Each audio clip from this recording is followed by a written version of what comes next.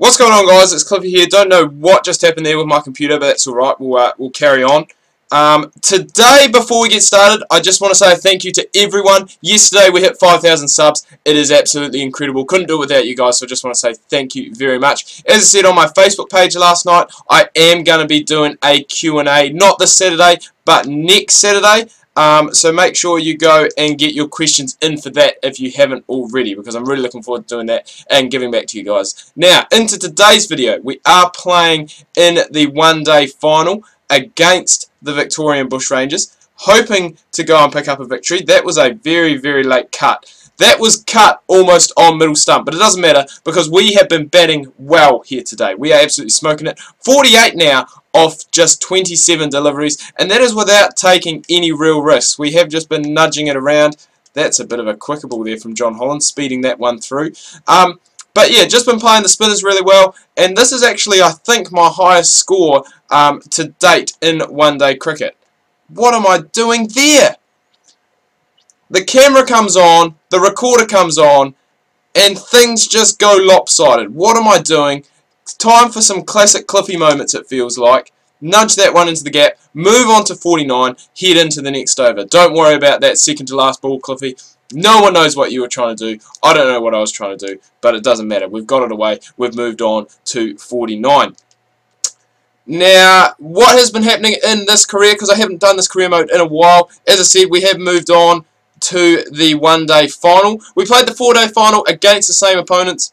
Thought we had the game in the bag. They were chasing about, I think it was about 290, 300 in the second innings to go and get there, and we had them in all kinds of trouble. But this man bowling now, Dan Christian, scored 100 in the second innings, and I think the number 11, I think it may have been Ahmed, he scored about, I think it was 30 or 40 odd, and managed to go and get them home with one wicket left. We'll take that wee outside edge, nudge it away to actually pick up, surprisingly, our maiden one-day 50. But that doesn't matter. We've got it off just 33 deliveries, strike rate of 150, and we came in at a time we were in a bit of trouble, but we have gone and recovered well. So hopefully we can go and carry on this form, keep scoring runs, and just get us to a decent total that we can go and try and bat through and just give us something to go and defend, because that is really what we want to see.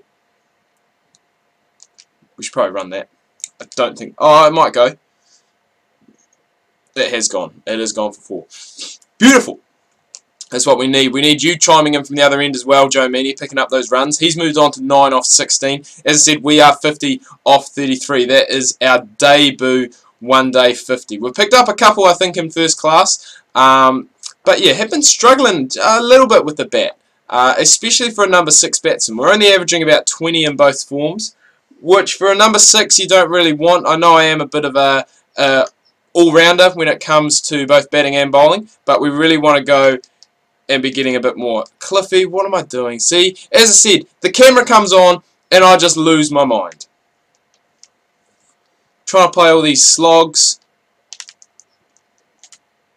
Score runs quickly. I really must say I have been utilising, not so much against Holland, but more against Glenn Maxwell. I was really using that late cut well. He was really darting them in and just using the speed and using the pace, and it just made things so much easier. And that is a classic Cliffy moment. We're going so well, just nudging it around.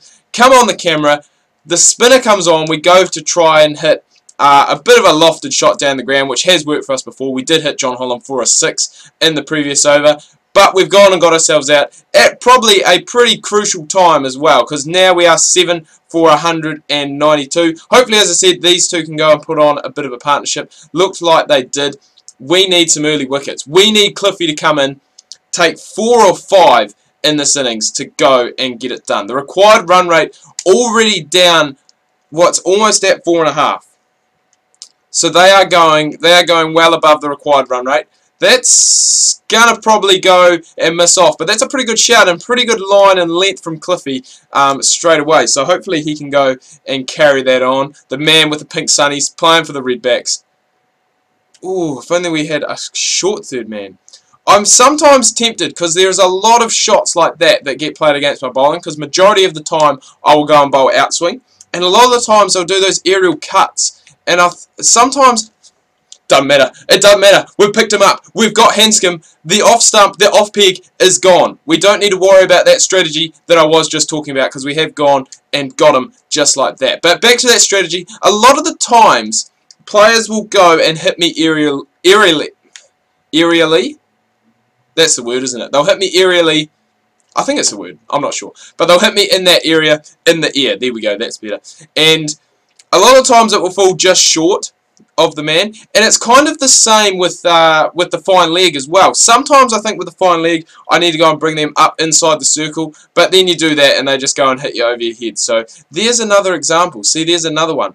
Maybe not a third man, but maybe like a gully could possibly go in there. Maybe like a not a standard gully, maybe someone just back a wee bit and just a wee bit wider, but a wicket maiden to start off with, and we just need some support from the other end as well. If we can get that support, get some wickets. We are at pretty similar stages here, as you can see, and they do still need 135 runs. So they don't really have the issue. We've got another one. Cliffy, where has this bowling form come from? You have not been taking wickets all season, and it comes to the final. You score a 50. You've taken 2 for already in your second over. What is going on here, guys? What is going on? As I was saying, 135, and yeah, they do have a lot of time to go and get it.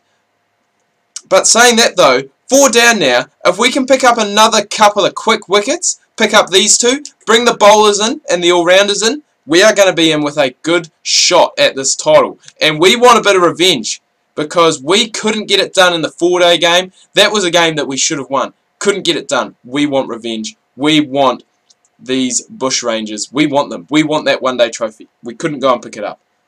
We're going to do it here though. I've got a good feeling. We are bowling well. We're taking wickets. We've scored runs. Even though we didn't score as many runs as I would have liked, we still scored runs. I'm definitely making sure. I'm just checking that this is definitely recording, which it is. Because I would hate that. I would hate to go to the final, play in the final, and not have it recording. That's a bad shout for LBW because it's actually missing leg. You could see all 3 stumps and you could see outside a leg as well. But you know, you got to appeal for everything, and maybe something will come your way. So a wicket and a 4 after that over. 2 for 4 for us so far, and we've picked up some key wickets as well. Some guys who are in. We want one of these 2, probably Cameron White because he is the man who is in. As I said, we need some support from the other end. I think we have just gone and got that in that last over. 5 down, people. That is what I'm talking about. Joe Meany has done. We did it with the bat, had a nice wee partnership there. Hopefully now we can have a nice wee partnership with the ball and pick up some of these wickets. Because all of a sudden, the Bushrangers were coasting before we came into bowl. We've picked up 2 early wickets. They've lost another one as well, thanks to Joe Meany. And all of a sudden, the Redbacks have got their tails up. And we are hunting for a win here, folks. We are hunting for a win. And all we need, as I said, we needed Cam White. We got Cam White. It was from the other end, that support that I was talking about that we did need. Get through one of these 2, and we're into the bowlers. John Hastings can bat, don't get me wrong. He is pretty decent with the bat. But you get rid of him. You got the spinners, you got Ahmed, you got John Holland, and I think you have, who's the other quick? Can't remember. Clint Mackay. Clint Mackay is no mug with the bat though either. I'm going to say that. He is no mug. I think he's got couple 1-day 50s maybe. I'm not sure. Matty Wade at the moment is the only player who can really play me, and I think it's because it's the left-handed I'm drifting too much into the pads. But that's right. If we can keep getting that support, keep getting that economical bowling from the other end, we are going to be in good shape. Dan Christian, my man. Actually signed, pretty happy that the Hurricanes, being the Hurricanes fan that I am, signed Dan Christian. We got him. So I'm quite happy with that. Another all-rounder to go and get in there. And the Hurricane squad for BBL5 is looking pretty good, which I'm happy about because I want the Hurricanes. The Hurricanes need a good performance this season. They've started off so well, and they normally start off well, but the last couple of seasons they haven't let me down a little bit. So hopefully they can go and get back to winning ways, get back to going into the final, getting into the top 4, the semis, and all that stuff. Speaking of cricket, speaking of actual cricket, New Zealand, England last night, first test. Did anyone tune into that? I know I was kind of watching on my phone a little bit. Couldn't believe it when I tuned in and saw that England were 3 for 40. And then I think Joe Root and Ben Stokes put on a good partnership. I don't think either of them scored hundreds. I think Joe Root scored 98. And I think think Ben Stokes scored... What did he score? I think he scored 92. Josh Butler scored about 67. I think Ali's still in on about 46. They managed to end the day. They were 3 for 40. I think they ended the day on about 350. Maybe 350, 360, 370. One of those two. For 7. So I think they did pretty well to go and recover. Good signs for New Zealand though, especially with our quicks. Matt Henry coming in. He's playing as a third seamer in this game. And he's picked up wickets. I think he's got 3. So that's good to see. We have the amount of good quality seam bowlers that New Zealand have at the moment. They have got heaps. When you think about it, Trent Boult and Tim Southee are going to play every game. You've then got... the thing I like at the moment is that the other quick bowlers, I'm not going to say the reserve bowlers, but the other quick bowlers that we have in our squad, all different kinds of bowlers. Matt Henry's a guy who will go and pitch it up, who'll look for swing. He's an aggressive kind of bowler, which is good. You've got Neil Wagner, left armour. Now he's a guy who his average probably doesn't really reflect his bowling ability, and a lot of people have said that, you know, he's not the greatest bowler in the world and all this rah rah rah. Truth is, Neil Wagner is one of those guys who kind of does the work. He does the hard work for the other seamers that are in the side. Like, he will go and he will run in all day for you if you ask him to. Like, he will run in, bowl that many overs for you if you need. And that's his strength. And Doug Bracewell, I guess Doug Bracewell is kind of a little bit similar to Southee, except he more relies on seam movement rather than swing. So we've got a lot of choice there, and I guess it would depend on how the pitch goes. Mark Craig's bowling pretty well as well, and he's a guy who's kind of in the side, you know, just to go and not tie up an end. He is there to take wickets as well, and he has taken wickets, but playing in England with the green top pitches and the seaming and swinging conditions doesn't really suit him too much, but he does still have his job to play. And it's nice to see Martin Guptill back in the side as well, considering he has been, well, a lot of people say he has been the form cricketer in the world, not just in New Zealand, but he has been the form batsman in the world. I thought that was possibly a caught and bowled chance. These two are putting on a nice wee partnership. 81 off 17.3 overs, so this is going to go down to the wire. That's going to ease a bit of pressure on the Bushrangers. Release the valve. Dan Christian does that there. Probably a little bit too straight from us. We really need to go and get it on that middle and off rather than leg and off. And just try and peg back off stump like we did to Peter Hanscom. That is really what I'm looking to go and try and do. But this game is set for a tense finish, people. As I said, we just need another one, just another couple of wickets, and we are going to be in with a good shot. We've got 4 overs left. Zampa's been a little bit expensive today. Maybe they could have gone and brought on someone else, you know, to go and have a wee bowl. 70 off 16. I'm just trying to work that out in my head, what the required run rate is. 16. It's over 4. It must be just over 4. It must be about 4.5. So we need some economical overs. More importantly, we need some wickets. We need some wickets both from this end and from the other end, because we have been, I mean, we picked up those 2 in the first 2 overs. The next 4 overs have been economical, but nothing really too threatening. That one there, a little bit straighter. We're going to have it appeal just because we can. Cliffy and Tim Ludeman just want to bloody, woo! I don't know. Chad Sawyers apparently is captaining for us today as well. I don't know how that happens. He's about our 5th captain of the year. Captaincy just rotates because I went and took Johan Bota's place, as someone said. I think it was in one of my earlier episodes, and because of that, the captaincy kind of just rotates around. So, like, Klinger's had it, Phil Hughes has had it, Callum Ferguson's had it, I think Tommy Cooper's had it as well. I think it's basically almost just like your under-10s football, where you turn up and you have a different captain each week. So, right, you're going to captain this week. Next week, you bring the oranges. That's kind of what it is, except, you know, we wouldn't bring oranges because we hopefully are going to get some food provided for us in the pavilion afterwards. But 3 overs left for us. We really need a wicket. We really need something to happen. These two are taking the game away from us far too easily. 67 off 14. And as I said, it is starting to get just a little bit easy. But that there was an opportunity. It did go just past the off stump. And we need one of these two. Preferably Dan Christian, because he is the man who has been striking it probably better than Matty Wade, but Matty Wade is sticking around. And there is, I guess, a wee bit of debate going on at the moment in the Australian camp as to who is going to be the next ODI wicketkeeper, with Brad Haddin announcing his retirement from one-day cricket after the World Cup. So a few names have been thrown around. Matty Wade, I think he's been in that environment before, so he possibly could be the first choice maybe. But then there's Peter Neville, who obviously has gone to the West Indies with Australia as the backup wicketkeeper. Whether he will go and get a game is another question.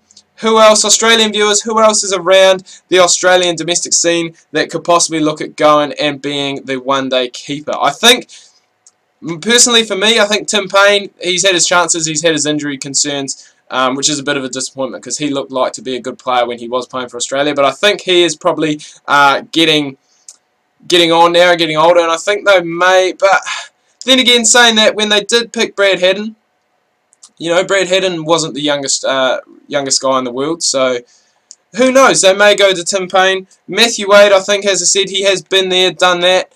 Peter Neville, who is in the Test squad, is he going to make it in? Are they going to go for someone youthful? Are they going to go for like Sam Whiteman from Western Australia? Ben Dunk, who is a bit of a part-time keeper, the Australian T20 keeper. I wonder if Brad Haddin is actually going to retire from T20s as well. I assume he probably will. He'll probably just focus on playing Test cricket and state cricket for New South Wales. So it'll be interesting to see what happens there. Pull out. 43 or 52. This is tense. This is finals cricket, people. This is what it's all about. It's all about picking up that wicket now. It's all about getting there and getting it done. Need a wicket. Dan Christian, he has hung around. He has batted brilliantly. He's almost gone at run a ball. It's what was needed. He didn't really need to go out and be explosive. He was at the start of his innings, but now he's gone and peaked it back a little bit, playing the balls on its merits. And we need a wicket. We need a wicket either from this end or from the other end. We need a chance to go in the air. That's not going to help bowling a no ball, because that is going to give Dan Christian a free hit. And that's another thing that's been thrown around. There's actually quite a lot going on in the world of cricket at the moment. And one of them is a proposed... Oh, that's a great shot. One of them is actually a proposed rule change in one-day cricket when it comes to fielders. Batting power plays apparently are going to be scrapped, and I think in the 41st to the 50th over, I think you can have 5 players outside the ring, and I think that's kind of trying to go and bring a bit of a balance back between the bat and ball contest, because as we saw in the recent World Cup, probably more dominated by the bat rather than the ball. And I think, but then again, saying that, I mean, that game New Zealand versus Australia, that was just not the final, the round-robin game that was played in Wellington. That was a game that, you know, ball probably dominated, and I think that was down to 2 attacking captains, like Brendan McCullum and Michael Clark in that World Cup were both very attacking. Kept their close infielders in out of the power play, and even had some extras in there. I mean, New Zealand at one stage, I think they had about like 3 slips in a gully, might have even been 4 slips or something like that. So I think it does just depend on the team and the mentality of the captain as well. But I think bringing that back is going to be good. It's going to probably, I don't know if it's going to lower scores, but I think it's going to make scores probably more competitive. And we're not going to be looking at teams scoring 150 in the last 10 overs. Oh, give that out! Give that out! Give that out! Surely that hit the pad. Surely that hit the pad in line with the stumps. We're going to take a review on that one. We need a review. Yeah, review it. Come on. Give me a wicket. Give me a wicket. It might actually be missing. Yeah, it's missing by a mile. Cliffy, what are you thinking? It's not even hitting the wickets. It was worth a review though. It was Dan Christian. We got to remember that. We got to remember it was Dan Christian who was he is the man that is in form. And if we got him, as I said, we're down to those spinners. We're down to John Holland and then Ahmed coming in next. So another good over, maiden over for Cliffy. I don't think we've got too many left. We're actually done. So with 10 overs, 3 maidens, 23 for 2, very economical. This game is going down to the absolute wire. We picked up a couple wickets. We have done it. We have won the 50 over cup. You little ripper.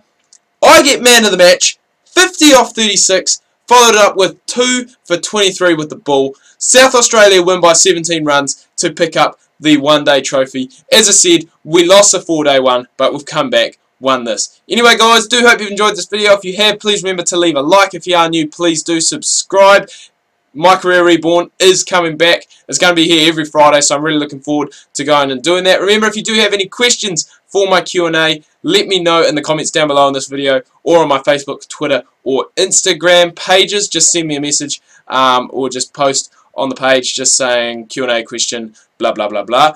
Tune in tomorrow. I'm going to have some Crash Team Racing. Papu there in the boss race for our second key. Hope you guys have had a good week. We'll see you tomorrow.